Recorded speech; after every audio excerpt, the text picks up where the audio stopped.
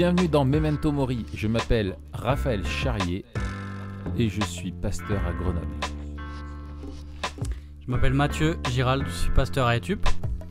Je m'appelle Samuel Laurent, je suis implanteur à Héricourt. On est tous les trois blogueurs sur toutpoursagloire.com. Et voilà, ça y est, c'est la famille. Hein. C'est bon, t'es dans le game. Ça va Raph? Oui, ça va très bien. Et vous? Est-ce que tu t'es reposé depuis la semaine dernière? Écoute, j'ai pas brûlé la chandelle par les deux bouts. J'ai pris les jours. Et je t'ai pas posé la question la semaine dernière, mais est-ce que toi t'es passé près d'un burn-out dans ta jeune carrière? Je suis passé pas très loin, oui. Pas très loin, mais j'ai été gardé par le Seigneur et délivré de mon idolâtrie et de mon stress. Et est-ce que j'ai l'impression que toi et moi, quand on a frôlé des trucs limites, Dieu nous a arrêtés dans notre santé? Oui. Certains plus que d'autres. Mais oui, c'est bien Moi, il sait m'arrêter, ouais. Bah, certains abusent plus que d'autres aussi. Hein. Il y a peut-être de ça aussi, oui, tout à fait. Non, et moi je reconnais ma relation au travail qui est compliquée dans ma nature, hein, ça c'est évident. Mais ça, franchement, ça va mieux. Ça va mieux. Je suis comme un bon joueur de Ligue 1, je prends les matchs les uns après les autres. L'important c'est les 3 points, on se dit les choses dans le vestiaire à la mi-temps et on écoute les consignes du coach et voilà. Et on essaie de redorer le blouson et après, de notre équipe. Je peux jamais t'emboîter le pas sur ces expressions. Il va falloir que je me fasse un minimum c'est pas grave. cette culture du mais pourtant t'aimes bien le rap d'après-match. T'aimes bien le rap et il n'y a pas un morceau de rap où il n'y a pas des références au foot? Oui. Mais tu dois pas comprendre en fait mais grand chose au rap. Sur Genius. C'est ça que t'es en train de je vais sur Genius et je chope les refs que des, tu vois, voilà. sur ces passages-là. D'accord, ok, excellent. Bien, t'es pas trop rap toi, Sam, t'as pas une tête à... Ouais, alors c'est vrai que j'ai pas la tête de l'emploi, okay, et je suis ni rap ni foot. Alors vraiment. T'es quoi toi? Ouais. De quoi? T'es quoi du coup? Bah devine. Qu'est-ce que tu peux bien... Allez vas-y, pronostic, vas-y je t'écoute. Quel sport et quelle musique? Quelle musique? Alors t'as une tête à être jazz. C'est genre t'es psy, un télo, t'écoutes du jazz en fond, bon? du classique ou un truc... ça c'est un présupposé. Genre du Brahms ou tu vois des trucs comme ça, non? Alors Brahms c'est pas du jazz. Hein, ouais, non, j'ai dit jazz ou classique. J'ai dit jazz ou classique les mecs. Ah oui. Je suis assez classique. Ouais c'est vrai. Ah, tu vois? Ouais, c'est ça, Non, en vrai, il a plus une tête de métal, Sam. De métal? Sam, il a une tête de métal. Bah oui. Dans ma jeunesse, j'écoutais pas mal de métal, de punk, de trucs un peu alternatifs et étranges. Ouais, c'était pas mal. J'aurais pu faire un raccourci en disant K-pop, mais ça aurait été trop raccourci. Ça, alors, la K-pop, ça c'est mon plaisir coupable, ça.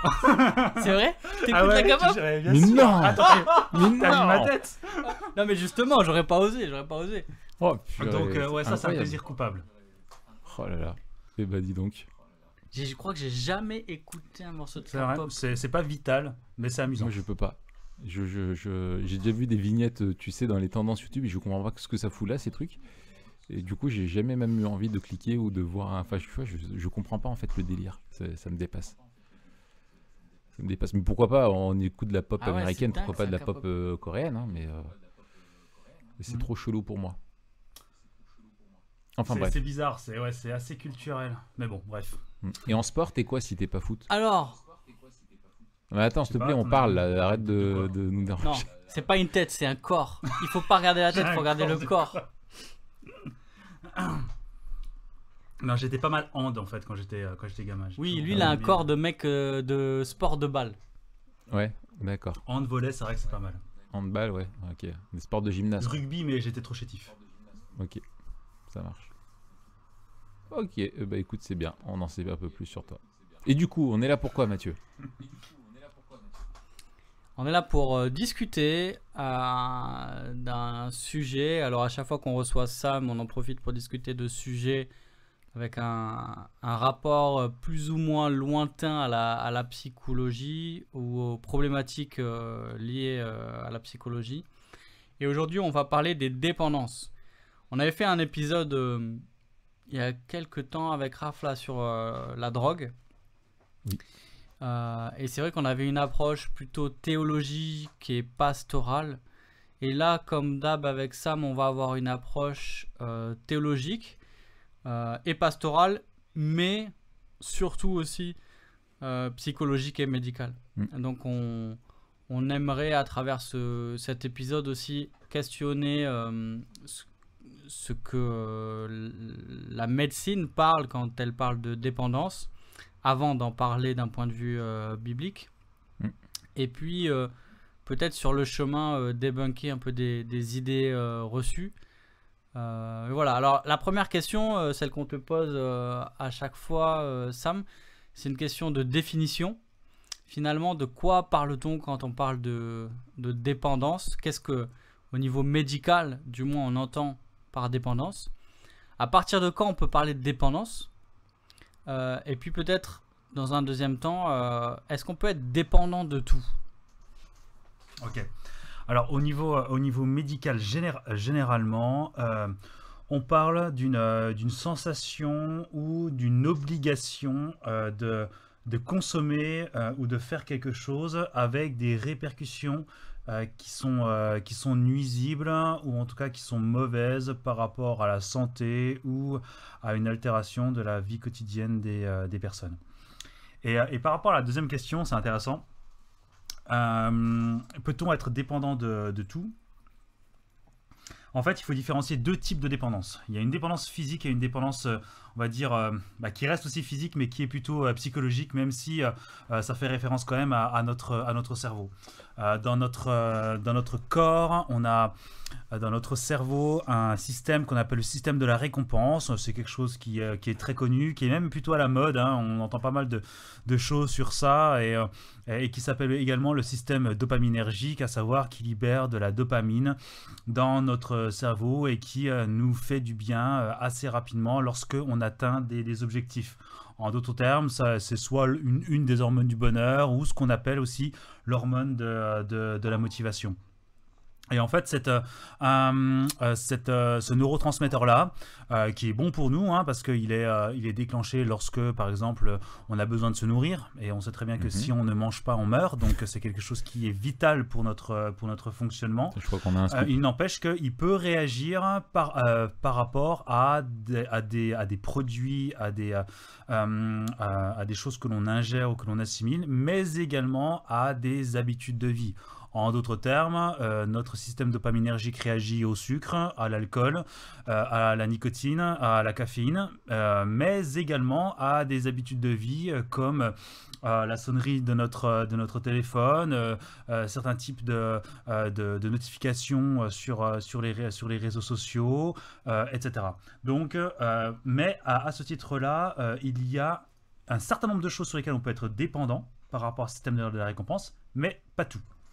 Cependant, on peut être dépendant de tout parce que on crée des habitudes.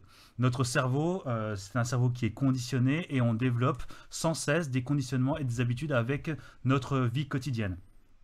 Et à ce titre-là, on peut créer des habitudes de vie sans qu'elles soient forcément liées au système de la récompense, mais qui deviennent des choses qui petit à petit envahissent notre quotidien, qui deviennent habituelles, rapides et accessibles, et sur lesquelles on peut investir différents types de motivation plus ou moins bonnes, etc. Et à ce titre-là, on peut générer une certaine forme de dépendance à peu près tout, en nuançant quand même qu'il y a quand même des différences en termes de sevrage qui sont quand même assez conséquentes. On ne se sevre pas de l'héroïne comme on se sevre d'une émission télé qu'on regarde périodiquement. À mon avis, un sevrage de certaines émissions télé, ça doit être violent quand même. Ça doit être très violent. C'est-à-dire?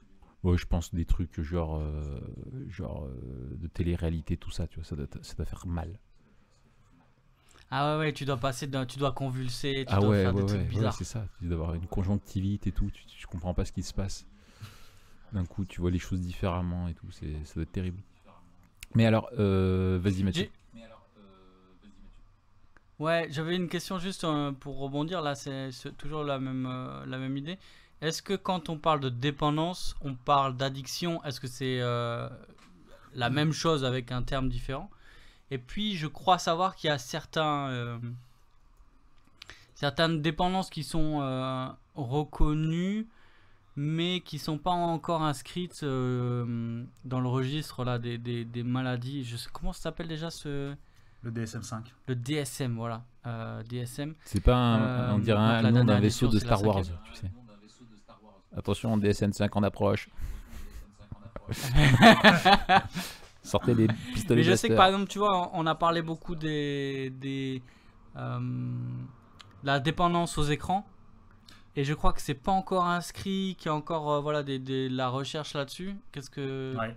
Alors, c'est sûr que dans le jargon, lorsqu'on parle de dépendance, c'est principalement lié aux addictions. On ne fait pas trop de nuances dans les prises en charge médicales ou psychologiques. Lorsque quelqu'un vient pour une dépendance, dans notre tête, on pense assez rapidement, on pense même automatiquement à addiction. Bien que, on le verra, hein, que dans la vision biblique du monde, ben, c'est quand même à nuancer. Alors bon, le DSM-5 est quelque chose de pratique, parce qu'effectivement, ça condense les troubles reconnus, les différentes maladies psychiques et psychologiques.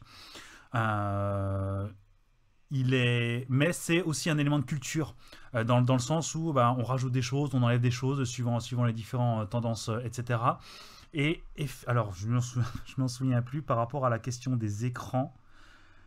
Ça a été reconnu par l'OMS. Je ne sais pas si ça a été inscrit dans le DSM-5. Mais bon, voilà. Mais bref, quoi qu'il en soit, effectivement, plus la culture évolue et plus on rajoute des choses. Et effectivement, des choses qui n'y étaient pas il y a 20 ans se rajoutent petit à petit. Suivant les évolutions culturelles, il y a des choses qui sont enlevées. Enfin, voilà, ça dépend de pas mal de choses. Quoi qu'il en soit, ils essayent d'être le plus exhaustif, mais on va dire que les dépendances sont assez vastes, un peu comme les phobies.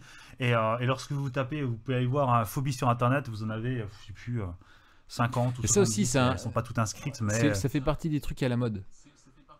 On parlait la semaine dernière, tu sais, des disruptifs, là, mais alors maintenant, t'es tout phobie, tu sais, t'as la grossophobie, oui, enfin, j'aime pas ça, t'es phobe, tu vois, est-ce que tu peux faire la phobie? Comment il s'appelait le gars qui avait... Moi, je suis un phobie-phobe. Tu vois comment il s'appelait, Raph, le mec qui avait une phobie administrative? Ah oui, c'est... purée, ça va me revenir. Ça va me revenir. Continue, ça va me revenir. Mais quoi qu'il en soit, voilà, je pense que c'est... Benoît Thévenoud. Voilà, je crois. D'ailleurs, je suis le seul à le croire. Donc, dans le DSM-5, tout n'est pas mis dedans forcément parce qu'il y a des évolutions culturelles, mais ils essayent d'être le plus à jour possible. Voilà, l'essentiel, c'est d'avoir la tendance générale. C'est sûr qu'on n'est jamais exhaustif. Des fois, on trouve que c'est un petit peu caricatural ou exagéré. C'est le cas, mais c'est quand même quelque chose d'assez pratique. Mais effectivement, c'est quand même en rapport avec la culture et l'évolution sociétale de notre approche au niveau des maladies mentales. Et c'est pour ça qu'il y a des mises à jour très régulières, parce que ça, c'est quelque chose qui change pas mal, surtout ces derniers temps, avec une psychologie expérimentale qui devient de plus en plus fiable. Excellent. Alors, on s'est posé la question la semaine dernière concernant le burn-out et l'épuisement. Là, en termes quand on parle de dépendance, est-ce qu'il y a des prédispositions génétiques ou des personnalités plus sujettes à cela? En d'autres termes, est-ce que notre cerveau, notre physiologie propre peut faire qu'une personne est plus sujette aux dépendances qu'une autre? Ou est-ce que finalement... et peut-être là, tu peux directement inclure une dimension spirituelle, donc avoir les deux, médical et spirituel. Est-ce qu'on est tous des dépendants et après, certains vont avoir certaines dépendances plus que d'autres? La prédisposition génétique a été établie de manière assez formelle voire même de manière formelle, au niveau de l'ADN et du codage de notre organisme sur certaines choses. J'ai en tête des études sur effectivement les récepteurs nicotiniques et donc par rapport à la cigarette, et où on a pu observer que certaines personnes physiologiquement sont plus sensibles à la dépendance que d'autres, et donc sur certains types de dépendance. Comme j'ai dit la semaine dernière, on a un corps qui est déchu et non renouvelé, et forcément il y a des choses qui débloquent dans ce monde pécheur. Le système de la récompense est un système physiologique lié avec notre cerveau, etc., avec la dopamine, et c'est aussi quelque chose qui est altéré par le péché, et qui peut être altéré tant par des dérèglements biologiques que par l'influence de notre environnement. Parce que l'environnement et l'éducation jouent également un rôle très important. On a pu étudier ça de manière assez efficace sur l'alcoolisme, et on obtient des prévalences importantes lorsque les personnes sont en contact avec l'alcool, lorsqu'ils sont en développement, et principalement à l'adolescence. Et c'est très cohérent parce que c'est dans ces moments de vie où notre cerveau a une plasticité importante, où il se développe d'une manière aussi plus importante, et donc on crée des habitudes et des réflexes plus ancrés à ces âges-là qu'avant. Alors, ça ne veut pas dire qu'on peut pas déclencher des dépendances après, je veux dire, à l'âge adulte, mais c'est sûr qu'il y a une sensibilité particulière lorsqu'on est en voie de développement, et donc du coup il y a cet entremêlement entre effectivement l'aspect physique et physiologique et l'impact de notre environnement, et de notre éducation, et de nos rapports sociaux. Notre cerveau, lorsque il a différents types de fonctionnement, mais son fonctionnement favori, c'est de créer des habitudes. Parce que plus il crée des habitudes, plus il va renforcer certains schémas de neurones, notamment en effectuant certaines améliorations biologiques. Et du coup, ces améliorations-là, ça va créer des chemins qui vont être accessibles de plus en plus facilement et par automatisme. Et ce conditionnement, il est fort pratique pour nous. Ça nous permet d'éviter de tout calculer tout le temps dans tout ce que l'on fait. Mais effectivement, le revers de l'amygdale. Ça, c'est excellent. Un lapsus de psy. Ah ouais, ça c'est vraiment un lapsus de psy de ouf. Donc le revers de la médaille, c'est que du coup on peut créer des habitudes et des formes de dépendance sur pas mal de choses. Est-ce qu'on est tous dépendants d'une manière nuisible? Pas forcément. Mais on déclenche des habitudes et du quotidien en permanence, avec des réflexes en permanence, et par conséquent on peut tous devenir dépendants de quelque chose, ça c'est sûr et certain.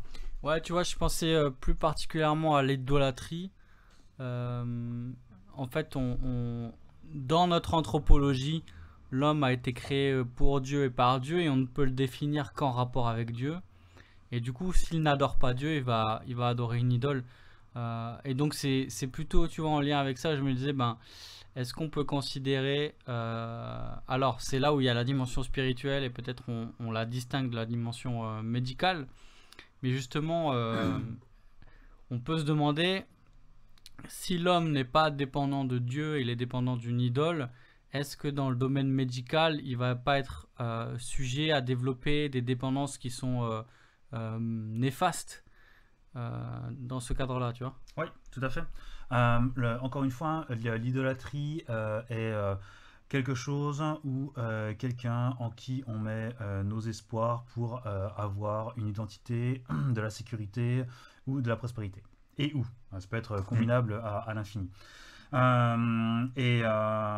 Effectivement, séparé de Dieu, on est du coup amené à idolâtrer d'autres choses, que ce soit nous-mêmes ou tout ce qui pourrait être dans ce monde. Donc à ce titre-là, forcément on va rechercher, on va être motivé dans notre vie, dans notre quotidien, dans nos projets, à réaliser d'autres choses que la gloire de Dieu et la manifestation de notre adoration pour Dieu.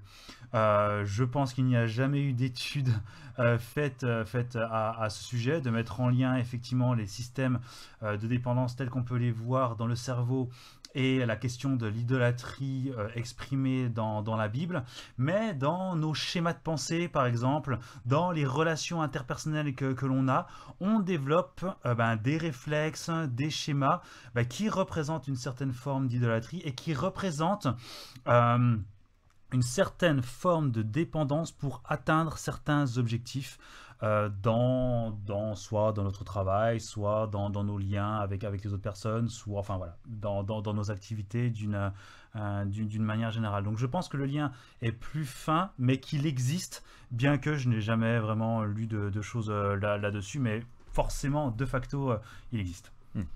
Ça fera un bon sujet de mémoire, ça d'ailleurs, hein, idolâtrie et addiction. Ouais. Ce serait excellent, ça. Ouais, tout à fait. Dans quelques années, peut-être. Dans quelques années, peut-être, on le note. Dans quelques années, excellent. Ça fera un très bon mémoire. Alors, est-ce qu'il y a des signes qui permettent de déceler quand on devient dépendant ou quand quelqu'un que l'on connaît devient dépendant? Est-ce qu'il y a des mécanismes qui mènent à la dépendance? À quoi on doit être attentif? Il faut être attentif. Et je l'ai dit plusieurs fois en filigrane sans vraiment m'arrêter sur ces mots-là. Il faut être attentif lorsque certaines habitudes ou certaines consommations deviennent rapides, accessibles et habituelles. Ce sont trois mots qui sont assez courants dans le monde de la dictologie. Et en fait, ce sont des mots qui sont utiles pour discerner cela parce que naturellement, on essaye d'être vigilant par rapport aux dépendances. On a une certaine inhibition sociale par rapport à certaines choses comme ça. On a été aussi, pour beaucoup, éduqués de cette manière. Et donc, on a des freins. Et du coup, tout de suite, on ne va pas forcément aller tout de suite chercher un dealer pour aller trouver quelques rails de cocaïne. Mais par contre, ça peut facilement être des choses qui sont légales, accessibles en supermarché ou sur Internet, sur Amazon. Quelque chose qui est rapide, où on ne se prend pas trop la tête à échafauder des choses, et des choses qui petit à petit deviennent habituelles. Mais encore une fois, c'est pas parce que c'est rapide, accessible et habituel que c'est forcément une dépendance. Là où on peut réfléchir en tant qu'être humain, mais surtout aussi en tant que chrétien, c'est notre rapport aux choses. Qu'est-ce que l'on cherche lors de la consommation ou de l'utilisation de telles choses? Dieu nous accorde dans sa grâce commune un certain nombre de bienfaits, notamment sur cette terre, de sa création dont on peut en profiter, mais il faut aussi être vigilant sur la manière dont on utilise cette création et les motivations de notre consommation et ou de notre utilisation. Et ce sont des choses, encore une fois, où ça peut être où on peut s'auto-diagnostiquer, mais c'est aussi des choses qui sont parfois plus facilement analysables par des personnes qui sont autour de nous et qui nous observent, soit dans notre quotidien, soit très régulièrement.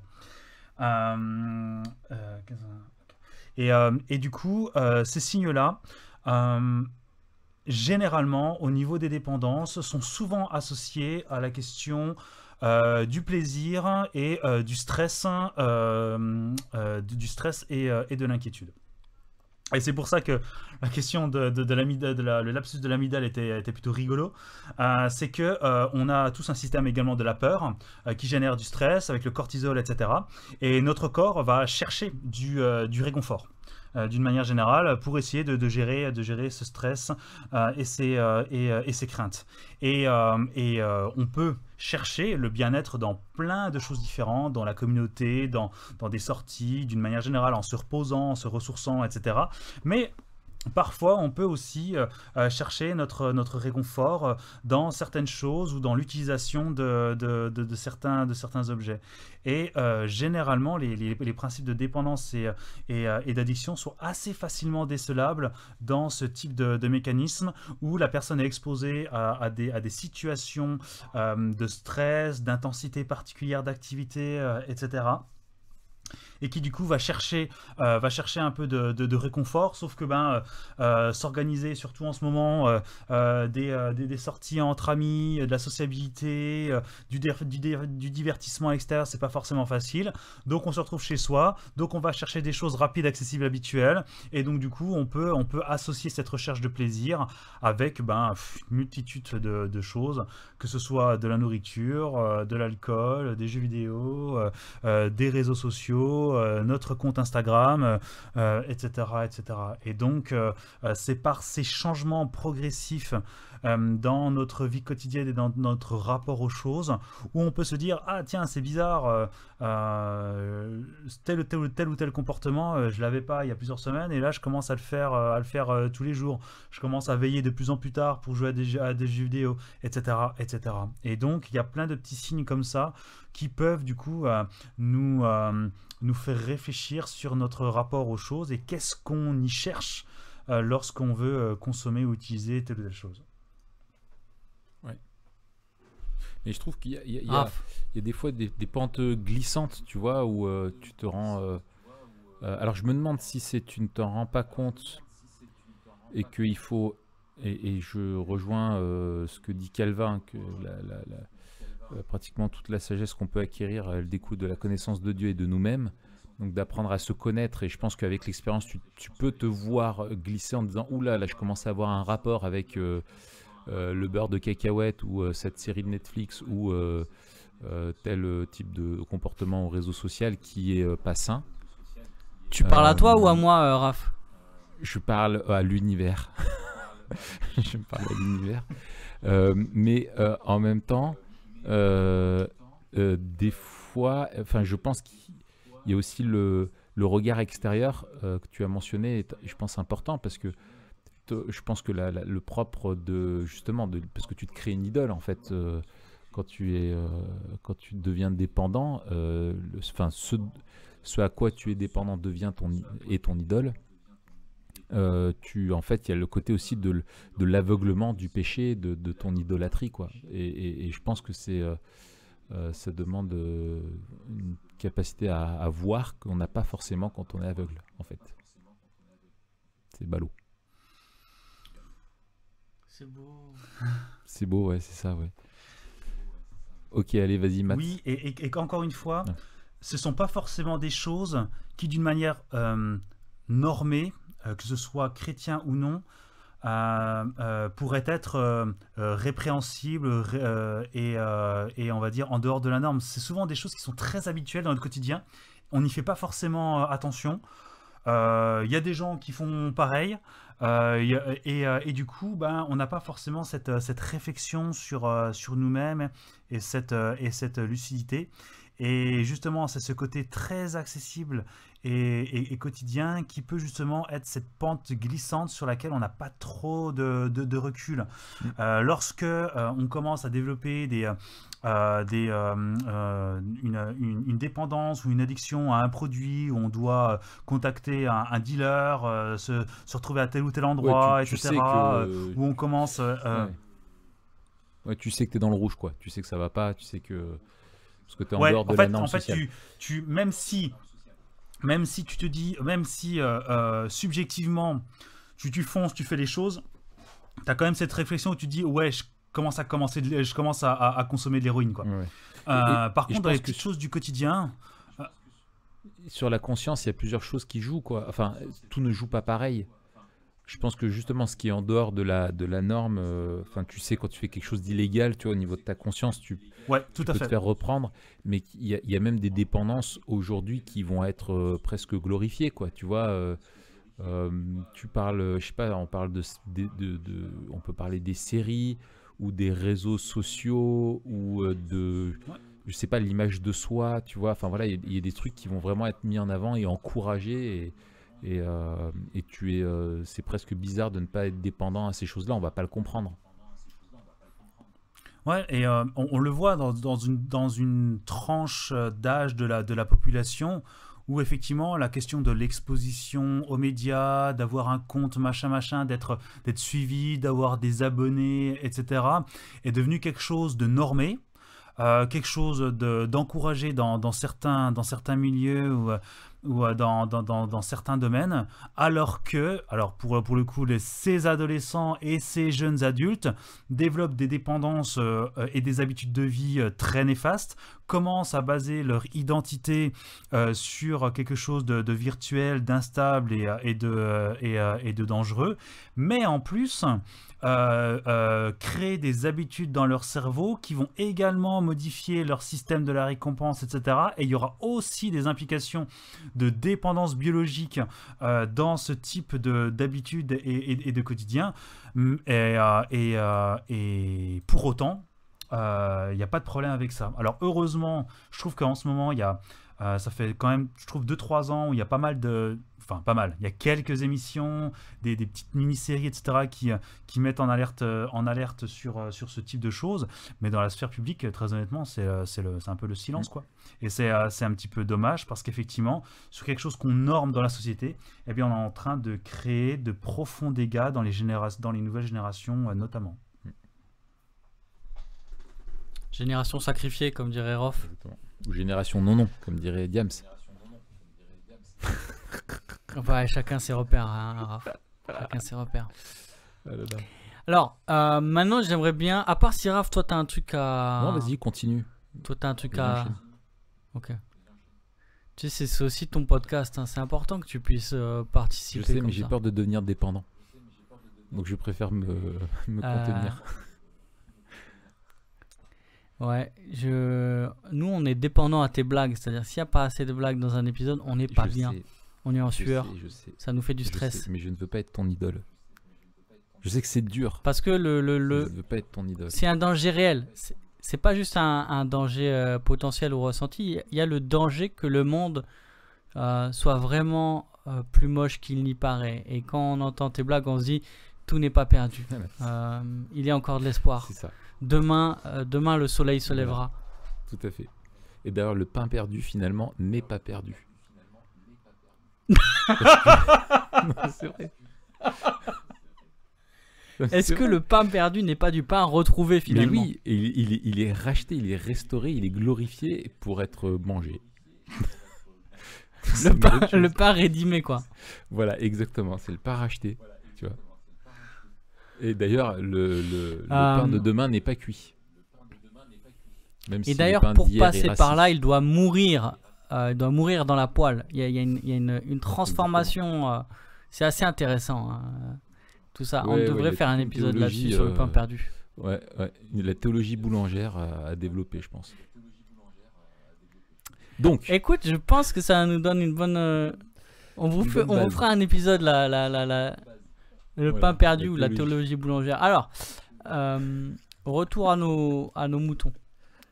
J'aimerais qu'on aborde maintenant la dimension spirituelle et pastorale de la dépendance. Et je voudrais te demander, Sam, dans quelle mesure la dépendance est aussi un mal spirituel? Alors, avec l'idée derrière, que arriver à définir ou à catégoriser la dépendance comme un mal spirituel nous aide dans notre vision biblique du monde de manière générale, mais aussi peut-être nous aide à vivre comme Dieu veut. C'est aussi le principe de toutpoursagloire.com. C'est notre mission, voir comme Dieu voit pour vivre comme Dieu veut. Parce que je suis convaincu que plus notre vision du monde sera biblique, et plus nous aussi on sera attentifs à la dimension spirituelle de tout ce que l'on vit. Et là, notamment à la dépendance. À mon avis, c'est le premier pas pour se sortir de la dépendance en tant que chrétien, c'est de comprendre justement sa dimension spirituelle et peut-être de comprendre que le mal est beaucoup plus profond que ce que l'on croit, parce que comme disait Raph, il y a des dépendances qui sont presque glorifiées, ou en tout cas qui sont culturellement admises et encouragées. Oui, c'est ça. Mais nous, en fait, si on veut résister à cette doxa du monde, on doit justement être absolument convaincu de ce que dit la Bible par rapport à la dépendance. Alors, qu'est-ce que tu dirais sur ce sujet-là? Donc, par rapport à la dépendance et vis-à-vis de la Bible, je pense qu'on peut partir de ce postulat dans le cadre donc d'une dépendance vis-à-vis de quelque chose, de quelqu'un, et dans laquelle on va rechercher identité, sécurité ou prospérité. La subtilité, je pense, et la finesse, c'est que alors on peut avoir un regard assez explicite sur le produit, ou etc. Est-ce que c'est légal ou illégal, bon pour la santé, mauvais pour la santé, etc. Mais je pense que l'examen principal doit se faire au niveau de notre cœur. C'est-à-dire, qu'est-ce que l'on nourrit dans la relation que l'on entretient avec cette chose ou cette personne. Qu'est-ce que j'y cherche et comment en fait je structure une forme d'idolâtrie avec cette personne ou cette chose. Est-ce que j'essaye d'investir tout ce que je peux, etc. pour la réussite dans mon travail parce qu'on m'a toujours éduqué de cette manière et parce que à table on se moquait des gens qui n'avaient pas de diplôme et qui n'avaient pas un bon salaire. Est-ce que je vais consommer ce produit parce que finalement j'en consomme pas tant que ça et ça me fait du bien lorsque je reviens du travail, etc. Et qu'est-ce que je cherche en fait? Qu'est-ce que mon cœur me dit de moi-même dans ce rapport-là? Est-ce que je cherche mon propre succès? Est-ce que je cherche à avoir l'approbation d'autres personnes que Dieu dans des circonstances ou vis-à-vis de ma carrière? Et en fait, c'est cet examen-là de notre cœur qui nous permet de mettre en lumière l'idolâtrie de nos dépendances à certains objets ou à certaines personnes. Et ça me semble fondamental de le faire. Dieu est un Dieu jaloux et il veut être au centre de notre adoration. Et l'équilibre est pas toujours facile parce que d'une part, on se diagnostique pas forcément très bien d'une manière personnelle, et d'autre part, pour beaucoup de choses, Dieu ne nous interdit pas de pouvoir en profiter et de jouir d'une certaine forme de sa création. C'est notre rapport à cette création qui doit être mise à l'épreuve dans nos réflexions pour pour éventuellement se repentir et changer de rapport vis-à-vis de ces choses-là. Écoute, je trouve si je peux me permettre, est-ce que j'ai le droit? Écoute Raph, j'ai envie de te le redire, c'est ton podcast. Est-ce que je peux lever le doigt? Alors je te rejoins sur la question du cœur. Je pense que c'est essentiel. Je crois que c'est alors je cite approximativement, mais c'est Ryle qui avait quelque chose approximativement, il dit gardez vos cœurs et vous craindrez moins vos actions, ou quelque chose comme ça. Enfin, veillez sur votre cœur et vous craindrez moins ce que vous pouvez faire. Et je pense que c'est vraiment important. Et moi, j'en reviens toujours dans la dimension spirituelle, à tout ce qu'a développé, tout ce qu'ont développé tous je les appelle les penseurs de l'hédonisme chrétien, C.S. Lewis, Edwards, Piper, tout ça. C'est le fait que dans nos dépendances, on cherche donc à être satisfait, on cherche le plaisir, on cherche la sécurité, on cherche tout ça, mais notre grand tort, c'est qu'on est trop facilement satisfait par ces choses-là et qu'en fait, que finalement notre erreur, c'est qu'on ne réside, c'est pas qu'on veut être satisfait, mais c'est qu'on se satisfait de demi-mesure de joie que toutes ces dépendances peuvent nous apporter, alors qu'on a été fait pour quelque chose de plus grand, qui est de trouver notre plaisir en Dieu, et que la dépendance est vraiment la résultante de la chute d'un cœur qui est dysfonctionnel, qui ne cherche plus au bon endroit, et qui va faire de la création ce qu'est le créateur, quoi. Et comme c'est le proverbe, quoi, que les yeux de l'homme ne peuvent être rassasiés, il est comme le séjour des morts, ou je sais plus comment, pareil, je cite un peu à l'arrache, proverbe 27. Je pense que voilà, c'est quelque chose de dire que en fait tout naît dans le cœur, que c'est lui qui est la fabrique de la dépendance, quoi, avant tout. Ça, et tu le vois avec des choses qui sont des dépendances naturelles, biologiques. Dieu nous a créés comme des êtres dépendants, hein. On n'est pas, on se suffit pas à nous-mêmes, on est créature, on est dépendant de nourriture, d'air, etc. Et bon, je pense que l'oxygène, tu peux pas développer de dépendance. Je sais pas si ça, ou peut-être si les mecs qui font de l'alpinisme très haut, tu sais, où ils se font des shoots de fou, mais de la nourriture, tu vois, où tu as une dépendance qui est naturelle, à cause de ton cœur qui est déréglé, tu peux en faire une dépendance au sens mauvais du terme, de l'esclavage, quoi. Tout à fait. Ouais. La nourriture et l'eau sont des exemples parfaits. Il y a eu un podcast sur les troubles alimentaires. Oui. Donc autant dans la boulimie ou l'hyperphagie avec une absorption très importante. La nourriture est bonne, créée par Dieu. On a été créé pour se nourrir parce qu'on est dépendant effectivement par rapport à cela. Mais on peut en créer une véritable idole. Un truc que les gens connaissent peut-être moins, l'eau par exemple, qui est encore plus prégnant que la nourriture, puisque au bout de quelques jours on peut mourir sans avoir d'eau. Il y a des gens qui développent, fais attention Raph, à absorber des quantités d'eau extraordinaire chaque jour pour se remplir et pour se sentir contenant, et c'est, pour les petits curieux, ça s'appelle la potomanie. J'ai un pote qui est potomane. Qui absorbe des... plutôt potophobe. Non, mais j'ai un pote qui s'appelle Jonathan, il est plutôt potomane. Dès que tu lui vides son verre, il le remplit. C'est infernal.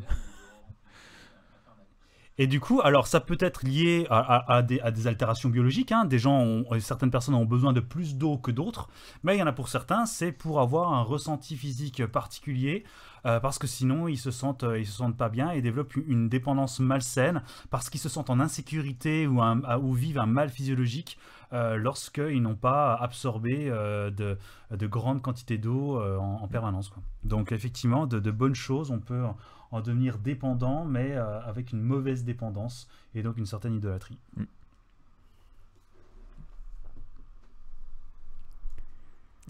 Alors, comme c'est Mathieu qui conduit, vous aurez toujours 4-5 secondes de silence entre les interventions. Ne vous en faites pas, il n'y a pas de bug, nous sommes là. Et nous écoutons Mathieu. Éphésiens 4:29. Et voilà, les 4-5 secondes étaient là. C'est son style. Alors, j'ai une réputation à tenir. Oui, on a parlé on a défini la dépendance comme pouvant être un mal spirituel. Maintenant, la question se pose, comment on peut sortir de la dépendance? Et là encore, justement, quand on va parler de l'accompagnement, juste après, on va voir le lien, on va voir à la fois les limites de l'accompagnement dans l'église et la nécessité d'un accompagnement médical ou pas. Maintenant, quel conseil toi tu donnerais, Sam? Et peut-être la question que moi j'aime bien, parce que conseil c'est un peu général, mais quels sont les premiers conseils? C'est quoi les premiers pas à faire? Tout de suite, il y a quelqu'un qui nous écoute et il sait qu'il est dépendant. Soit une substance, soit il a développé des comportements. Alors dans l'église, on parle beaucoup de la pornographie par exemple. On n'en a pas encore parlé, on a fait un épisode là-dessus. Mais aussi de substances. Alors on peut penser au café. L'alcool, la cigarette. Un témoignage, Sam. L'alcool, enfin voilà, toutes les substances, que ce soit des comportements ou des substances. c'est quoi le premier pas? Il y a quelqu'un qui nous écoute qui est désespéré, ou en tout cas qui sait, ou qui vient d'être convaincu qu'il est dépendant. On fait quoi maintenant? La première réflexion que je proposerais, c'est est-ce que dans une dépendance, nous avons conscience que Dieu est le premier concerné par cet outrage? Et je pense à 2 Samuel 12-10 avec les péchés de David. Les mots de Dieu, c'est puisque tu m'as méprisé.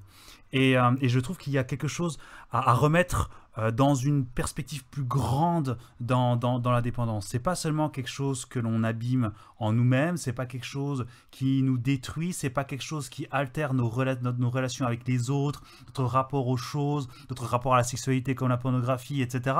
Non, ça altère d'abord notre relation avec Dieu. Et je pense que c'est un point qui est important à mettre en exergue parce que on l'oublie ou alors on le met un peu plus tard, etc. Et je pense que c'est quelque chose à mettre, je pense, de facto en premier. Est-ce qu'on a conscience que Dieu est le premier concerné par rapport à cela? C'est le premier à être méprisé. Je ne sais plus qui est-ce qui disait ça, ce n'est pas de moi, on a toujours des obligations vis-à-vis des gens et de ce qui est autour de nous, mais on reste toujours premièrement redevable devant Dieu. Donc d'une part à contextualiser la solennité en fait de ce qui se passe. C'est pas juste un comportement, ça a des impacts spirituels. Donc la question est bien évidemment de la repentance. Ensuite il y a la question de la redevabilité. Comment est-ce que je vais pouvoir mettre en place quelque chose pour être accompagné d'un point de vue social? Dans Juge 7, on voit un Gédéon plutôt craintif dans sa manière de mener les choses, mais qui prend ses responsabilités vis-à-vis de Dieu. Et ce qui est intéressant, c'est que Dieu ne lui dit pas « Va, je suis avec toi, tu n'as besoin de rien ». Lorsqu'il part à la bataille, Dieu dit à Gédéon « Si jamais tu crains, prends Pura, ton serviteur, pour être avec toi. Ne sois pas seul. » Okay, et donc il prend Pura, du coup, son serviteur avec lui. Donc il lui dit, mais tu sais, tu as peur et c'est bien normal, mais si tu crains, eh bien, ne reste pas tout seul, sois avec quelqu'un. Et le deuxième point, juste après, c'est des paroles de Dieu. Et c'est la question pour nous aujourd'hui, la question des Écritures et de la parole de Dieu qui a toujours son mot à dire dans les combats que nous vivons et dans les péchés que nous commettons. Donc il y a une réflexion globale à avoir aussi bien sur la question de la communauté que sur la question de notre rapport à la parole de Dieu et à Dieu. Donc ça c'est les 2 premiers points. Le premier point sur la repentance, le deuxième point sur la redevabilité. Le troisième point sur, effectivement, une réflexion globale, encore une fois, sur la mise en place des dépendances. Une dépendance ne vient pas, comme beaucoup de choses, du jour au lendemain. Ce sont des petits pas qui, petit à petit, construisent quelque chose. Pourquoi est-ce que cette dépendance est mise en place? Face à quoi on a mis en place cette chose? Est-ce que c'est la pression des pairs ou de la culture? Est-ce que c'est face à un stress ou une déception? Est-ce que c'est dans la recherche d'une performance, etc.? Il y a des réponses innombrables à cela, mais il est important de pouvoir connaître ces raisons-là pour pouvoir ensuite administrer la parole sur ces différentes réponses et sur ces différentes réflexions par rapport à la mise en place de ces dépendances. Le dernier point enfin, ce ne sont pas des points chronologiques, mais il y a la question de la rupture et du renouveau. En y pensant, ça fait beaucoup de R quand même. C'est vrai. Et où effectivement il y a la mise en place de la rupture de ces comportements. Comment faire? On prend par exemple la pornographie. La rupture, ça peut être effectivement la mise en place d'un logiciel de contrôle parental ou d'un logiciel de redevabilité par exemple. Ça peut être aussi des changements de la vie quotidienne. Comment être moins exposé à l'écran ou au téléphone portable? Comment est-ce que je gère ma consommation aux écrans? Et le renouveau, du coup, c'est un petit peu tout à la fois. bah, c'est comment appliquer cela sur le long terme, avec des gens à nos côtés, avec la parole de Dieu qui nous exhorte et qui nous encourage dans ce changement, et ces éléments de rupture qui nous permettent de changer notre quotidien d'une manière effective pour éloigner et combattre les tentations. Moi, je voudrais juste rajouter un point. Maintenant, j'ai une question. Moi, je voudrais juste rajouter vas-y, Raph. un point à la question que disait Matt. Et là, moi, je parle en tant que gars qui a vachement souffert des addictions. C'est que quand tu es dedans et que tu as pris, et je pense que le premier point que tu disais est essentiel, c'est la culpabilité, pas juste vis-à-vis de toi-même ou le mal-être, mais aussi de reconnaître que ce n'est pas comme ça que Dieu veut que tu vives. Il y a, quand tu es dépendant, tu es esclave donc de ta dépendance et tu es vraiment désespéré. Et tu ne cherches même plus à t'en sortir parce que tu as vu toutes tes tentatives être des échecs et tu entends certes parler de personnes qui sortent de la drogue ou de voilà, mais tu dis mais les autres y arrivent mais moi j'ai pas la force qu'ils ont eu ou j'ai pas eu ou j'ai peut-être pas encore touché le fond, voilà, j'y arriverai pas. Et en fait, tu as vraiment besoin d'espoir. Et de savoir aussi que parce que Dieu est dans ta vie, tu peux changer. Que Christ vraiment te transforme, qu'il n'y a aucun péché qui ne soit pas pardonné. Et que tu peux apprendre à le suivre d'aussi loin que tu reviennes. Et même s'il y aura peut-être des difficultés, des rechutes, voilà, l'esclavage est fini, tu n'es plus esclave du péché et il faut apprendre à penser, et ça rejoint ce que tu disais sur le renouveau dans les habitudes de vie mais aussi dans la façon de penser, de dire non en fait, de croire que je n'ai pas le choix, que je n'ai pas d'autre choix que d'être dépendant de cette chose-là, c'est un mensonge parce que le péché a perdu son pouvoir sur nous et on choisit toujours et on a le choix d'obéir et de faire confiance un jour après l'autre et de comprendre comment fonctionne la sanctification, qu'elle est vraiment un pas après l'autre en tenant Dieu par la main quoi, et se laissant conduire par lui. Ça donne énormément d'espoir et que ça va être une école formidable pour apprendre à mieux connaître Dieu, sa grâce, sa patience à notre égard et de goûter à la liberté et de la savourer plus que d'autres personnes quoi. Et donc il y a de l'espoir et je pense que de communiquer de l'espoir est essentiel à ceux qui souffrent d'une dépendance et qui veulent en sortir. Ouais, je pense Raph, t'as raison de souligner le lien entre accompagnement, dépendance, espoir et aussi notre théologie de la sanctification et aussi de la repentance. Il n'y a pas longtemps, je suis tombé sur un article de Ligonier. Je ne sais pas si c'est Sproul qui l'a écrit, il me semble, qui parlait justement de la repentance et j'ai trouvé ça super intéressant parce qu'il comparait la repentance à un demi-tour. Et il prenait une image un peu, tu vois, une métaphore filée avec plusieurs véhicules. Et il disait, il y a certains véhicules, en fait, où à cause de l'allure à laquelle tu vas et à cause du mode de transport, le retournement, le virage, le demi-tour sera rapide et facile. Et il dit, imaginez, vous êtes à pied, voilà, vous arrêtez assez facilement, vous faites demi-tour, vous repartez aussi vite, presque dans le sens contraire. Si vous êtes à vélo, vous devez, il y aura plus de temps pour l'arrêt, vous devez descendre du vélo, faire demi-tour, repartir. Imaginez maintenant que vous êtes en bateau, le demi-tour, vous devrez le faire avec un grand arrondi pour éviter de chavirer, etc. Et avec ces images, il nous montrait comment la repentance est quelque chose que Dieu nous donne, mais qu'on doit garder espoir parce que Dieu parfois nous donne de le vivre dans une temporalité qui peut-être est plus longue que ce qu'on aurait espéré, et dire que les choses prennent du temps et ce n'est pas parce que elles ne sont pas immédiates que Dieu n'est pas en train d'agir en nous. Et ça m'a vraiment encouragé parce que je me suis dit, souvent on a une théologie de la repentance où quand quelqu'un décide Ouais, c'est d'abandonner on-off. un péché, on s'attend, ou nous-mêmes, on s'attend à ce que ce soit immédiat, du jour Ouais. au lendemain.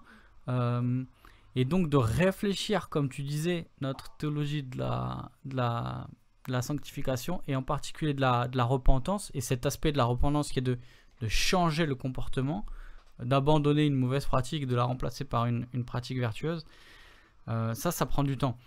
Je te laisse la parole, Sam. J'aimerais bien que tu me dises un peu, en rebondissant là-dessus, comment ça peut faire écho dans notre accompagnement des personnes qui sont dépendantes.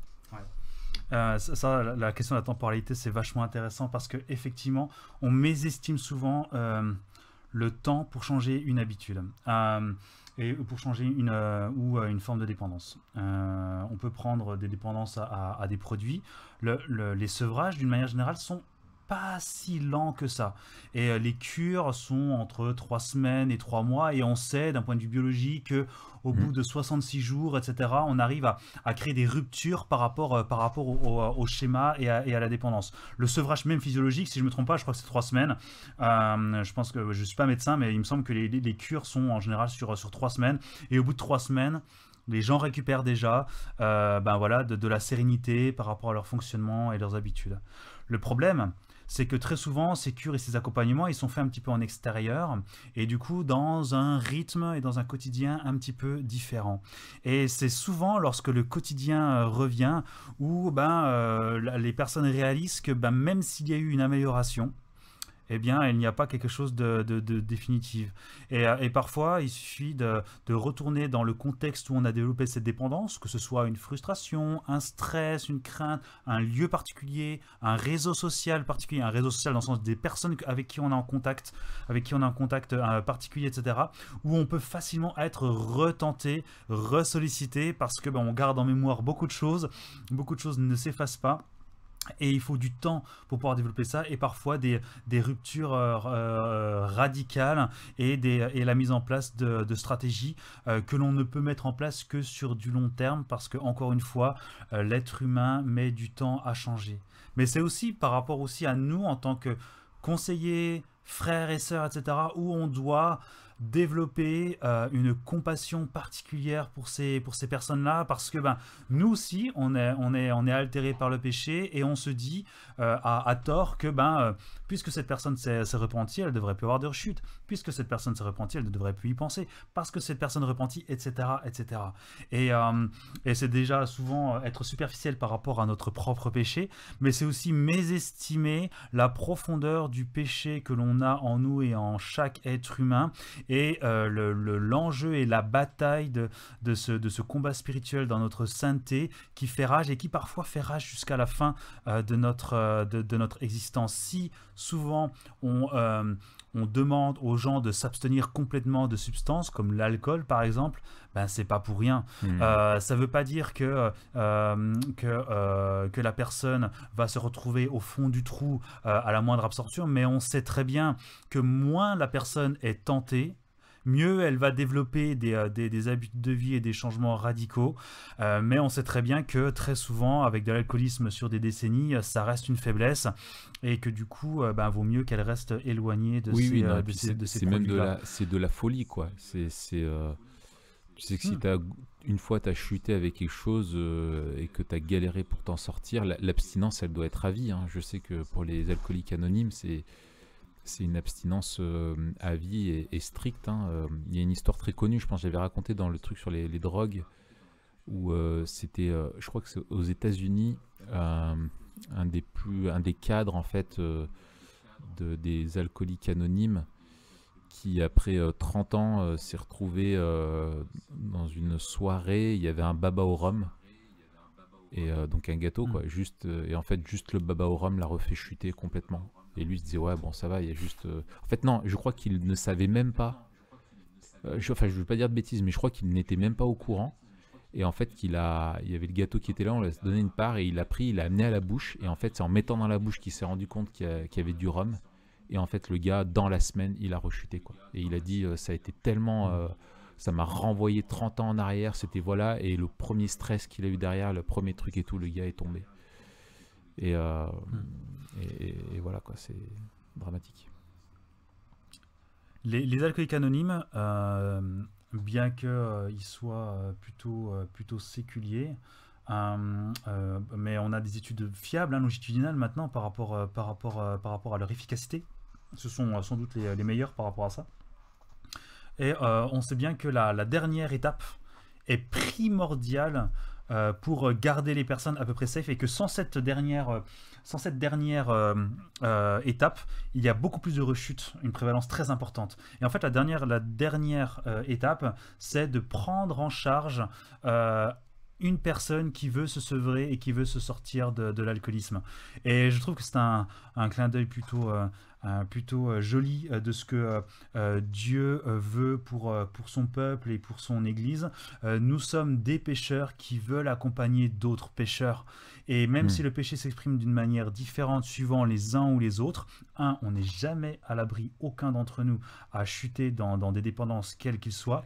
Et d'autre part, on a une responsabilité de pouvoir accompagner ces personnes telles que Christ les aurait accompagnées, dans la compassion, parfois dans la reprise, mais aussi d'être prêt à accompagner ces personnes sur le long terme pour pouvoir les aider à cheminer, et en tant que responsable, voilà, de réfléchir à ces personnes, à les entourer, à les accompagner bibliquement, et à mettre en œuvre des choses, et pour pouvoir faciliter leur quotidien et le changement. Alors Sam, tout à l'heure je l'ai évoqué, dans notre accompagnement en église, tu mets souvent l'accent, et nous on est heureux de l'entendre, sur l'accompagnement des chrétiens entre eux. On est appelé à marcher ensemble, à marcher côte à côte, à s'accompagner les uns les autres. Il y a aussi un accompagnement particulier qui est parfois requis par des personnes qui sont formées, que ce soit les responsables d'église ou pas.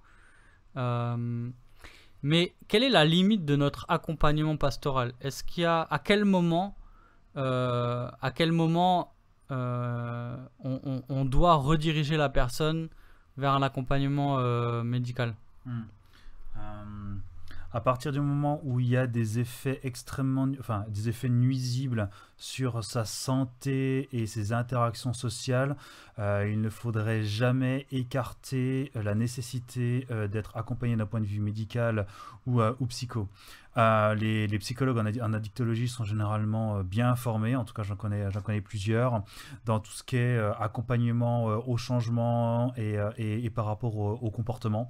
Ce ne sont pas du tout des psychanalystes, et généralement ce sont des pragmatiques et du coup ils sont efficaces dans leur accompagnement. Pareil, suivant les types de dépendance, il peut y avoir des prises en charge médicales par rapport à des substituts, par rapport à tout un tas de choses. Il peut y avoir aussi des états dépressifs. Donc en fait, il y a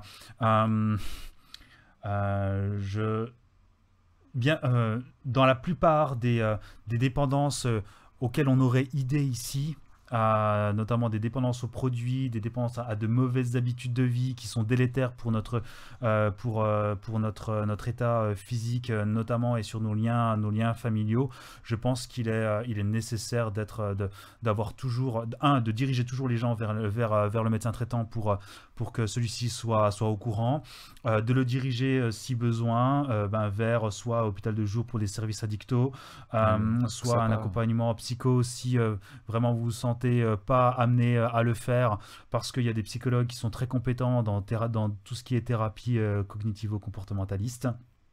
Bien sûr que ça ne remplacera pas la question de la parole de Dieu, etc. Mais ça peut être un appui très intéressant dans ce type d'accompagnement et de thérapie, pour justement faire le lien et réinterpréter ce que pourrait dire le psychologue, qui ne serait pas forcément faux, mais sur lesquels il manquerait peut-être certaines dimensions bibliques et théologiques qui feraient du sens à la personne chrétienne, et qui permettraient de l'encourager davantage dans les perspectives qu'elle pourrait avoir. Mais lorsqu'on parle de drogue ou ce genre de choses, c'est carrément indispensable et moi je ne ferai pas sans. En tant que même si psychologue séculier, il m'arrive très régulièrement dans ce type d'accompagnement d'obliger en fait les personnes à rentrer en contact avec leur médecin traitant et que moi aussi j'ai un échange avec leur médecin traitant pour l'état, pour ce que remarque, etc. Ce sont des états qui sont à risque. Et du coup, lorsque les comportements sont à risque, il est indispensable d'être plusieurs à avoir connaissance de l'état de la personne et être pluridisciplinaire par rapport à l'approche de l'accompagnement. Excellent. Alors, avant-dernière question, avant la question Memento Mori. Tout à l'heure, tu parlais justement, quand on abordait la dimension spirituelle et biblique de la dépendance, tu parlais d'éléments à se souvenir. Alors, quels éléments de la vision biblique du monde vont nous aider à vivre libre de toute dépendance ou à nous dégager de la dépendance ou nous en garder, soit pour nous, soit pour ceux qu'on accompagne? Quelle piste aussi tu donnerais à quelqu'un qui veut accompagner une personne dépendante? Quels éléments de la vision biblique du monde, et puis aussi peut-être des éléments pratiques, voilà. On en revient à la question de la motivation et des objectifs de vie de la personne. Qu'est-ce que l'on cherche à obtenir lorsque on veut consommer ou on utilise quelque chose?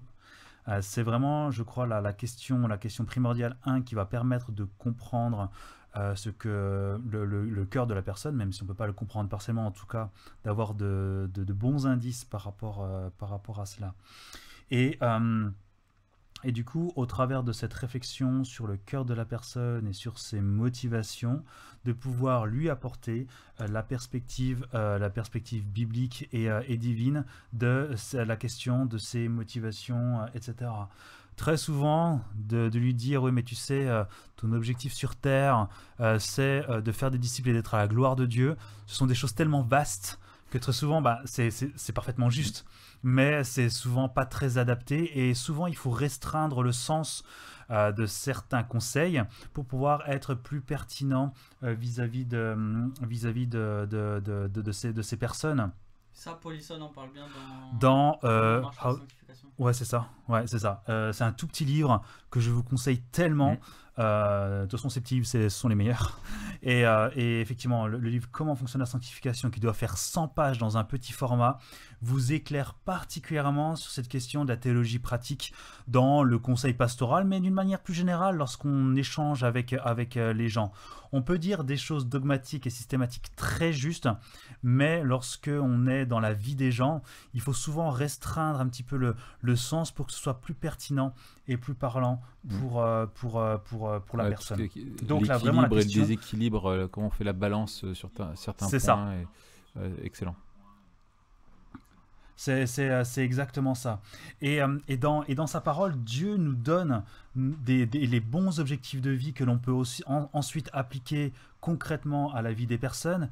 Il nous donne les bonnes motivations, effectivement, pour que notre cœur soit dirigé d'une manière intentionnelle dans ces bonnes motivations lorsqu'on fait telle ou telle activité. Et enfin, Dieu nous donne aussi une relation sécure, et ça, si Pauline écoute, elle sera très contente d'entendre ça, avec quelqu'un qui est infaillible. Dieu est infaillible, on a une relation de père à enfant avec lui, il nous aime, il nous donne sa grâce, et ça doit réconforter les gens dépendants, parce que dans cette dépendance, souvent les gens ont un sentiment de honte, de culpabilité, et même si la honte et la culpabilité peut avoir du sens dans la repentance, il ne faudrait pas que ce soit des émotions et des pensées qui nous empêchent ensuite de pouvoir s'engager de manière intentionnelle dans notre vie de disciple. Et enfin, c'est ce que je disais en résumé par rapport à Gédéon avant la bataille. Dieu nous donne d'une part une communauté qui nous épaule et qui permet d'étayer cette vision biblique du monde, et il nous donne sa parole à méditer quotidiennement pour pouvoir justement avoir accès à ce Père qui nous aime et qui, au travers de sa gloire, veut également nous faire du bien. Sa gloire, c'est pas juste un sacrifice que l'on doit faire, nous, les petites créatures, mais c'est aussi quelque chose qui nous font du bien.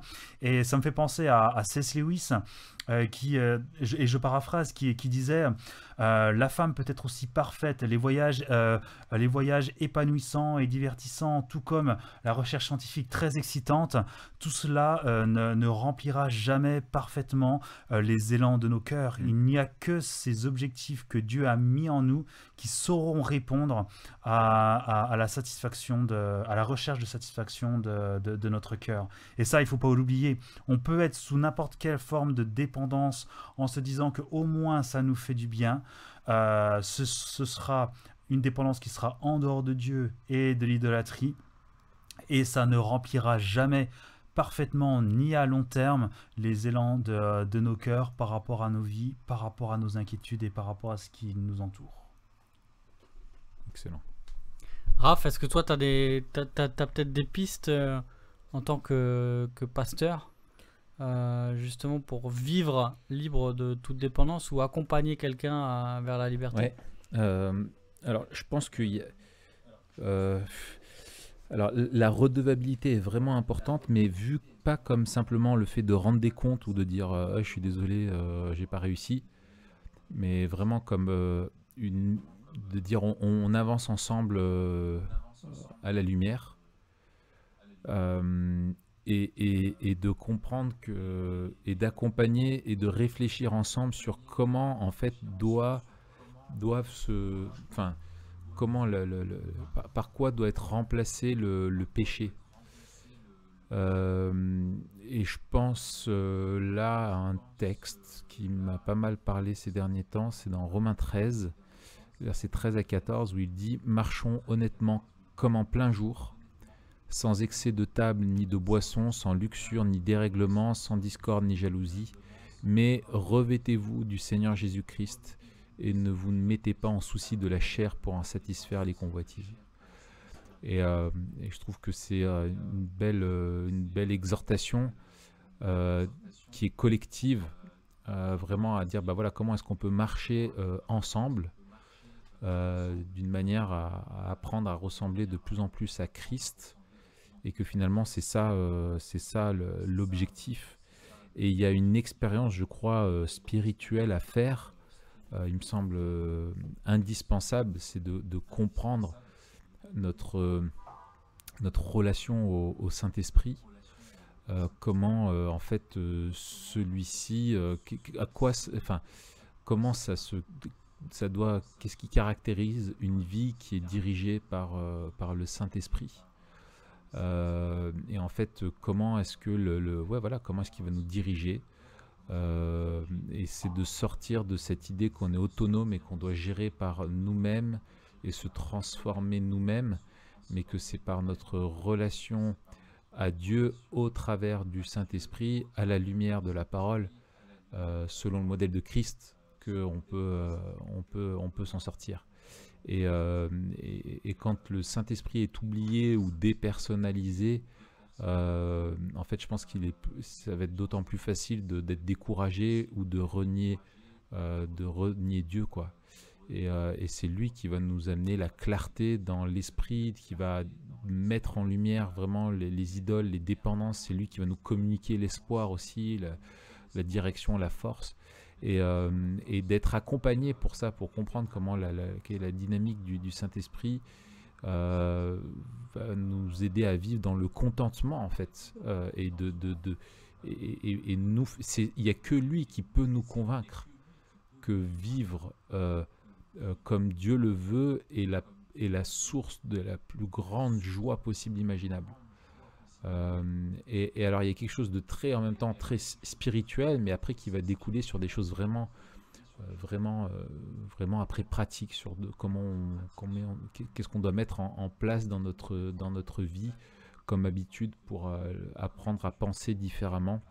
Et je pense que justement ce renouvellement des pensées, d'être accompagné et redevable dans ce sens-là, pour être vraiment conduit avoir des personnes avec qui on va pouvoir parler, qui vont nous corriger dans nos pensées en disant non, non, là, tu vois, quand tu penses comme ça, quand tu raisonnes comme ça vis-à-vis de la tentation, vis-à-vis de ta crainte, vis-à-vis de voilà, c'est pas comme ça que ça fonctionne, c'est pas la vérité. Il faut changer le logiciel, il faut renouveler tout ça, ne plus croire en ces mauvaises croyances et penser bien penser, quoi. Donc voilà, d'une manière générale.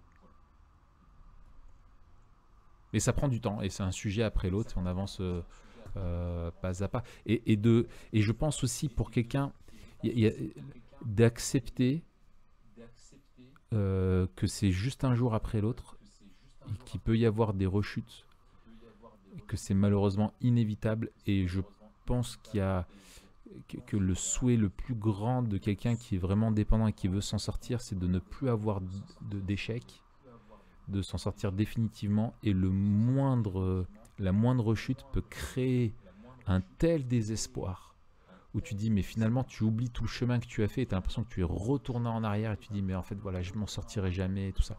Et ça en fait c'est typiquement des fausses croyances qu'il faut remplacer par de vraies croyances. C'est que le chemin de la sanctification il est pas sans échec, par contre il est sans renoncement, et c'est ça la persévérance des saints. Et il faut continuer un jour après l'autre et continuer de persévérer. Et en fait, c'est quand tu prends un petit peu de recul avec quelques temps, quelques mois, que tu verras, tu diras ah oui, mais en fait, ma relation à ça, ça a vraiment évolué. Et moi, je sais que j'avais accompagné quelqu'un qui galérait dans une dépendance voilà, particulière. Et en fait, ce que j'ai fait, c'est que je lui ai dit de noter les dates en fait la date à partir du moment du premier jour en fait où il avait la victoire jusqu'à la date de la rechute, et puis quand est-ce qu'il s'était relevé, etc. Et en fait tu voyais qu'au début les périodes où il était on va dire en rechute étaient longues, donc ça veut dire qu'il mettait du temps à se relever, et en fait tu vois que dans le temps les périodes de victoire sont de plus en plus longues et les périodes où il est en rechute de plus en plus courtes. Et quand le gars était désespéré, je lui dis mais en fait tu vois, ça c'est l'œuvre progressive quoi, de la transformation que Dieu est en train de faire dans ta vie. Et finalement si tu as besoin aussi d'objectiver en étant toi extérieur, de pouvoir objectiver ça vis-à-vis de l'autre et de lui communiquer encore, lui rappeler la petite chanson de la grâce, de la sainteté, de l'espoir qu'on a en Christ, de la patience de Dieu, de sa compassion, de rappeler ces choses-là pour pas ressombrer dans la dépendance. Quoi.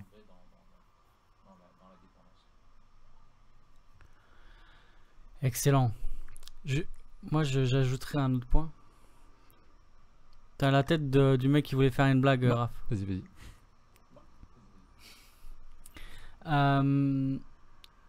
Je trouve qu'il y a quelque chose d'également important dans l'écriture, qu'on insiste beaucoup et à raison sur la redevabilité, mais qu'on n'insiste pas beaucoup à tort dans l'Église, c'est la question de l'exemplarité.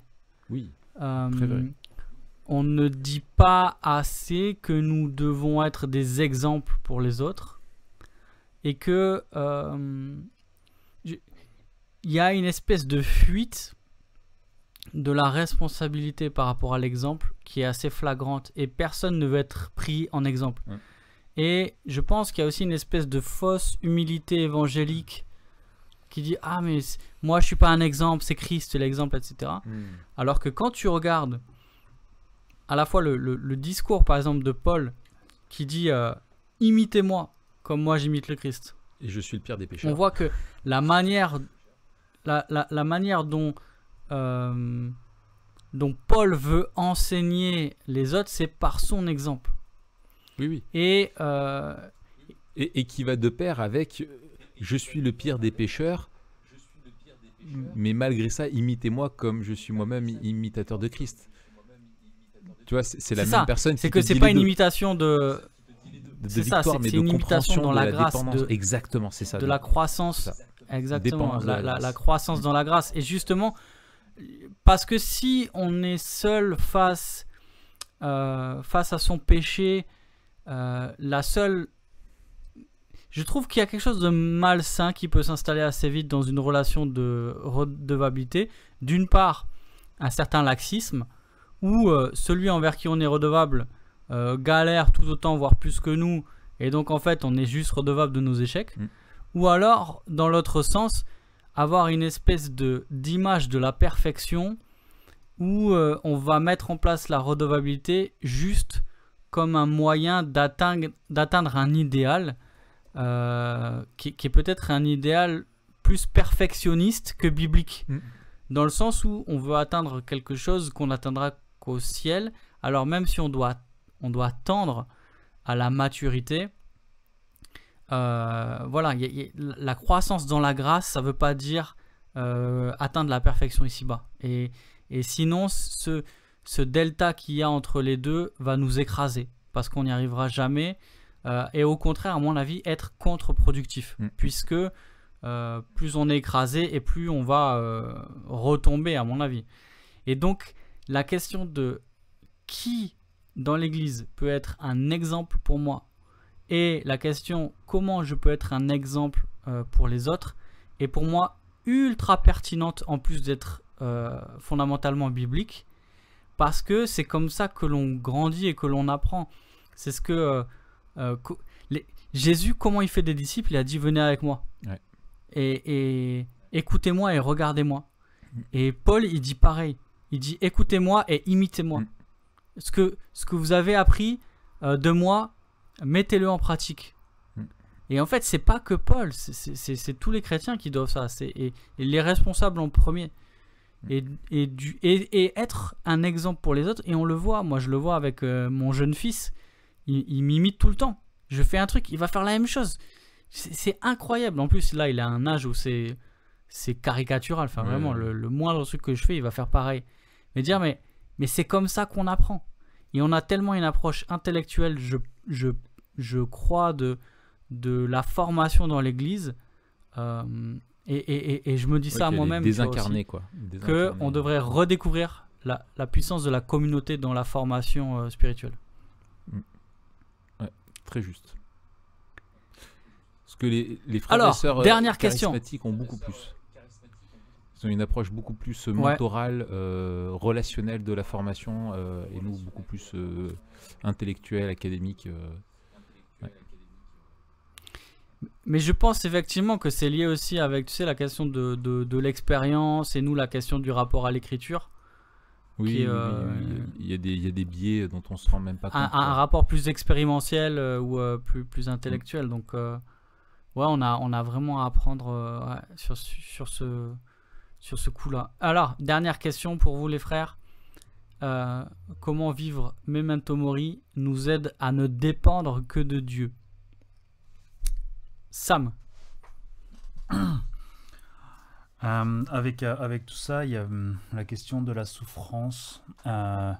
Renoncer à des dépendances va provoquer une forme de souffrance dans votre chair. C'est un renoncement, c'est un sacrifice pour notre chair. Et il faut avoir conscience de cela lorsque l'on accompagne les personnes qui sont dans ces combats-là, ou lorsque nous nous engageons dans ce combat-là. C'est un combat long et c'est un combat douloureux. Mais c'est un combat qui a du sens lorsqu'on projette ça dans l'éternité. C'est un combat qui a du sens parce que nous savons que ces souffrances-là sont temporaires et éphémères, que cette chair terrestre est éphémère et que tout tout ce dans quoi on s'engage pour notre sainteté sur cette terre peut avoir des répercussions dans l'éternité, dans la manière dont on sert notre Seigneur Jésus-Christ, dans la manière dont on peut montrer exemples et témoignages autour de nous. Ce sont autant de fruits que Dieu peut et veut utiliser pour manifester sa gloire, pour appeler d'autres personnes, etc. Donc ça c'est le premier point. Le deuxième point pour moi qui me paraît aussi pertinent, c'est que lorsque l'on qualifie nos dépendances et les objets de nos dépendances, ce sont toujours des choses éphémères. Ce sont toujours des choses que l'on gardera pas au ciel. Et en fait, dans l'éternité, on n'aura vraiment plus rien à faire. Et je pense que c'est aussi nous aider dans nos combats face à nos dépendances, de nous rappeler qu'il y en a pour la quasi-unanimité, que ce sont que des choses vaines et que du coup, il faut pouvoir les remettre en perspective dans l'éternité, et donc de pouvoir remettre en perspective notre rapport à ces choses. Et il y a des choses qui sont bonnes et sur lesquelles on peut et pour lesquelles et desquelles on peut en profiter. On peut profiter de ces choses-là, mais ça doit rester quelque chose d'équilibré parce que ce sont des choses que l'on laissera sur cette terre. Et je pense que c'est aussi nous aider. Dieu nous aide énormément dans le spoiler qu'il nous fait, dans cette victoire et dans ce retour de Christ. On sait que on connaît la fin de l'histoire, et ça pour nous c'est un avantage non négligeable dans nos combats, de se dire que il a déjà été victorieux, qu'il l'est définitivement à son retour, et qu'il nous demande de nous engager dans ce combat. Et puisque la victoire est déjà acquise, est-ce que voilà, est-ce qu'on a vraiment le choix de s'engager dans ce combat en tant que chrétien? Et un combat, ça ne veut pas dire être infaillible, on l'a déjà dit à plusieurs reprises. C'est parfois vivre des rechutes, c'est parfois être dans un processus qui est long, mais ça vaut le coup lorsque on a cette perspective de l'éternité qui est devant nous et qui doit nous encourager et nous armer pour ces combats qui sont face à nous dans le présent. Excellent. Raph, t'en dis quoi? Ouais, alors je plus sois ce que tu dis, Sam, qui aime le métal. Mais alors je pense à deux choses. C'est que nos dépendances ont leur propre eschatologie. Qu'on sait, si on a compris qu'on était dépendant, que c'était un mensonge. Elle nous pointait à un bonheur, elle nous pointait vers un idéal ou un accomplissement, et finalement elles ne le sont pas, et ça doit être pour nous on doit être vigilant sur le fait que, avant de développer une nouvelle dépendance, quand on se rend compte justement avec tout ce qu'on a dit, que on a appris on se connaît mieux, on prend de l'expérience, et qu'on voit qu'une chose peut être devenir une dépendance, réaliser que ça peut vraiment, même si ça semble anodin, engendrer un esclavage fort au niveau psychologique, que ça va être très dur, et donc anticiper la réelle eschatologie de cette dépendance-là, c'est-à-dire qu'elle va nous promettre des choses qui sont mensongères, et on ne récoltera que de la détresse, de la peur de s'en sortir, de ne pas arriver à s'en sortir, de l'esclavage, etc., etc. Donc ça, c'est le premier point. Et le deuxième, alors je vais rester très thématique et très spécifique. Comme je suis en train de préparer le webinaire pour Hébreux, alors là, quand on sort l'épisode, Dieu voulant, elle aura déjà eu lieu. Je suis frappé par l'eschatologie qu'il y a dans Hébreux, sur la tension de ce qu'on appelle le déjà pas encore, et la façon dont c'est une approche qui est extrêmement pastorale et rassurante, où il y a plusieurs points, et l'un d'eux c'est, je pense au tout début du livre, la façon dont le Fils, Dieu qui nous a parlé par le Fils dans les temps qui sont les derniers, qui est Dieu lui-même, qui est le créateur de toutes choses, etc., mais commence la description du Fils en disant au verset 2 ou 3, je ne sais plus, je l'ai plus sous les yeux, que Dieu l'a établi comme héritier de toutes choses. Et en fait, c'est le premier qualificatif qu'on a de Christ, c'est qu'il est héritier de toutes choses, qu'il possède toutes choses. Et c'est bien sûr en lien avec sa dignité de Dieu le Fils, et en même temps en lien avec sa rédemption, sa rémunération pour sa mission, et le succès de la croix. Et en fait, ce que je trouve l'application, je pense, pastorale pour moi qui est extraordinaire de ça, c'est que tout ce que Christ nous promet, il l'a. C'est pas qu'il nous promet quelque chose qu'il doit aller encore chercher, il l'a. Et en fait, il peut nous donner ce qu'il nous promet. Et c'est dans la même lettre qu'on a cet appel à la persévérance et à garder les yeux fixés sur Christ, qui est l'auteur de la foi et celui qui la mènera à la perfection. Celui qui est toujours avec nous, qui nous comprend, qui est à nos côtés, qui sait ce que c'est que d'être un homme, parce que lui-même, il a été et qu'il a été lui-même tenté, et que là où nous, on a chuté dans la tentation, lui n'a jamais chuté. Et finalement, il a connu la tentation et la lutte plus que nous, puisque nous, à un moment donné, on a arrêté, on s'est soumis à ça, et lui, non. Et en même temps, on a cette assurance extraordinaire, c'est que lui, il a vaincu pour nous, et qu'il est celui qui nous conduira jusqu'à la perfection. Et je pense que c'est vraiment, un espoir de dire qu'on est, et je pense là à Philippiens 1, verset 6 ou 8, je ne sais plus, que celui qui a commencé en nous une œuvre l'amènera jusqu'à sa perfection, et qu'en fait, on tend vers ça, et ça nous donne en même temps de l'espoir, et en même temps, ça nous pousse à l'action, parce que ça nous sort de la résignation en disant « mais non, je ne peux pas le faire ». Ça nous demande et ça nous montre que on peut le faire, mais le seul moyen de le faire, de se sortir des dépendances de tout ça, ultimement, alors oui, il y a des techniques, oui, il y a des mécanismes, des renouvellements d'habitudes, etc. Mais ce qui doit les précéder, c'est la foi. C'est que le juste vivra par la foi, et sans la foi, on ne peut pas plaire à Dieu. Et en vivant par la foi, on vit donc par la confiance dans la suffisance de l'œuvre de Christ, et c'est ça qui glorifie Christ et donc qui plaît à Dieu. Et c'est par la foi qu'on se sortira de nos dépendances. Voilà. Ouais, écoute, j'ai juste un mot pour conclure. Amen. Amen, amen. Ok. Merci Sam. Merci beaucoup. Merci Raph. Merci Mathieu. Voilà. Congratulons-nous les uns les autres. Et puis on se retrouve la semaine prochaine encore, hein, comme d'hab. Hein. On se retrouve faut la que les gens aient leur prochaine, fixe pas le temps de niaiser. Memento Mori. Hein. Ils ont besoin de leur dose. Ouais, On est des dealers de podcasts. C'est une saine dépendance. C'est-à-dire que on contribue à l'équilibre. Voilà.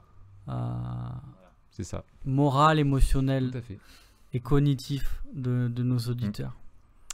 Alors, dites-nous en commentaire si vous avez des idées d'épisodes qu'on pourrait faire avec Sam. On voudrait profiter de son expertise au maximum, aussi en répondant à des sujets qui vous intéressent. Donc, les commentaires, ça se passe sur SoundCloud. Je sais pas si c'est ouvert sur TPG sous l'article, mais voilà, là où vous pouvez mettre un commentaire, mettez-en un. Nous on se dit à la semaine prochaine, Raph, on parlera de quoi? La semaine prochaine, on a la joie d'avoir encore un invité, si je ne me trompe. On aura Yannick. Me trompe-je? Je sais plus. Mais si on a Yannick, c'est excellent. Ou on a Truman Show. Ou je sais... Non, on l'a déjà fait, Truman Show. Oh, les mecs. Bon, en gros, ça sera soit... En gros, rendez-vous la semaine prochaine. Voilà. Mais je crois que c'est Yannick. En tout cas, sous mes yeux, c'est Yannick que je vois. Excellent. Donc, voilà. Et si c'est Yannick, c'est pour parler de Tolkien et du Seigneur des Anneaux. Yes. Ça va être hyper geek. Hyper... Ça va être épique. Hyper épique. Voilà, exactement. Ça va être génial. Bien, et bien bonne semaine messieurs. Salut Raph. À très bientôt. Salut, à la prochaine.